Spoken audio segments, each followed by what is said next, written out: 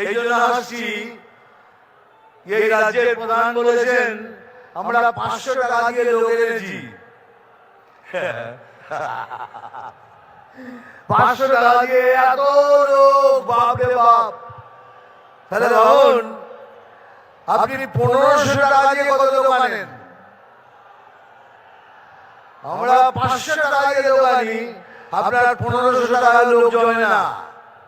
এই জন্য এই ভাতা ওই ভাতা ওই শ্রী এই সব দিয়ে লোককে টুপি পরিয়ে এখানে নিয়ে আসেন।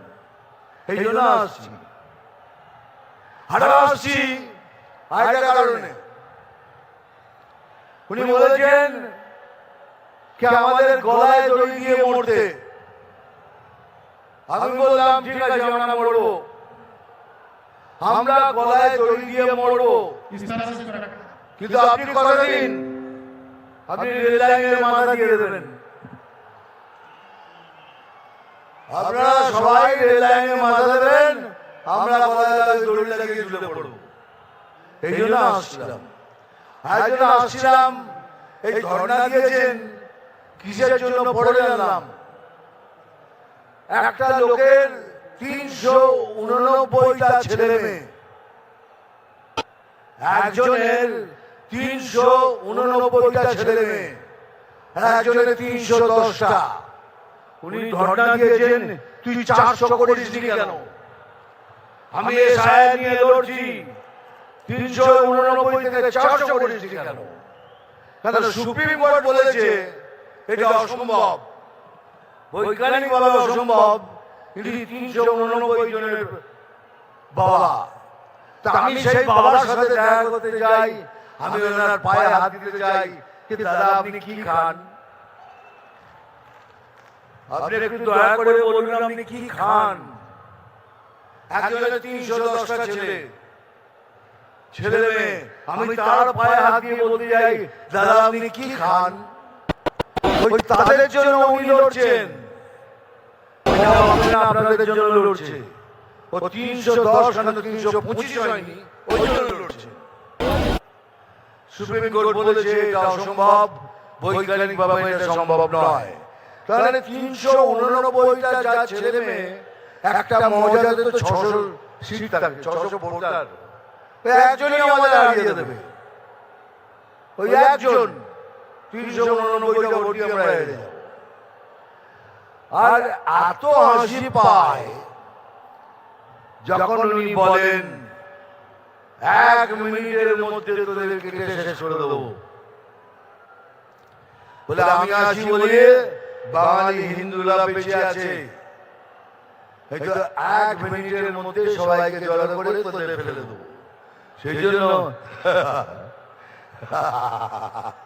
খুব আজব আপনি 1 সেকেন্ড এত সময় নিচ্ছেন।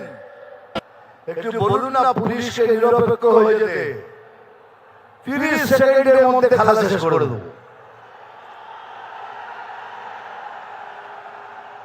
30 सेकंड, आधा मिनट में गेम खत्म कर देगा। एक बार आओ ना आमने सामने आओ, देखो बीजेपी में क्या ताकत है देख लो। खाली पुलिस को बोलो तुम निरपेक्ष हो जाओ। আমি কথা দিচ্ছি আমার তো আদিবাসী আমার ভাই বোনদের, আমরা যদি ताकत है देख लो, खाली पुलिस को बोलो तुम निरपेक्ष हो जाओ।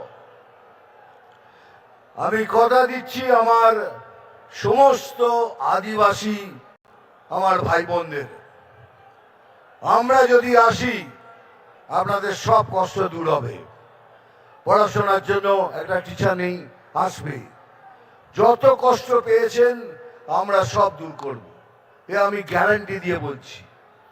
যে আলু চাষি কষ্ট পাচ্ছেন, কথা দিচ্ছি এখানে যেদিন আমরা সরকারে আসব প্রথম কাজ আপনাদের জন্য করব, আলু চাষিদের জন্য করব। আর ভাই সত্যি আমি বাতেলা দিই না, আমি যা বলি স্ট্রেট কাট বলি। আর একটা কথা আমার মনে পড়ছে এইমাত্র,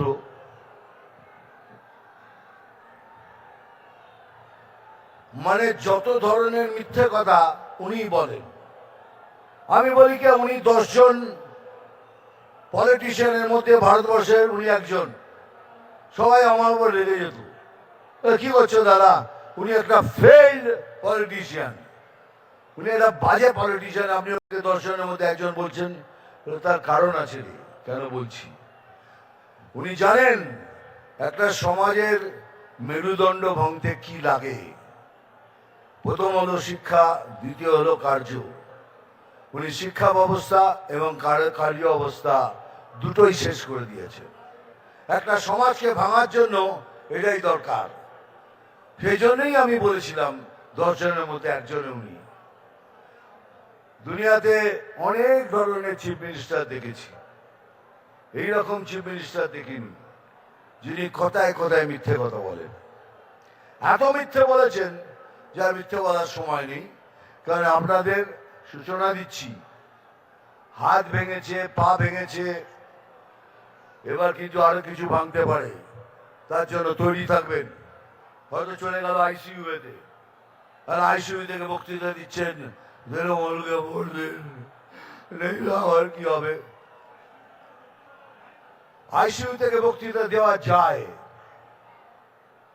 উনি এমন ভাবে ব্যবস্থা করবেন তাতে আইসিইউ থেকে বক্তৃতা দেওয়া যায়।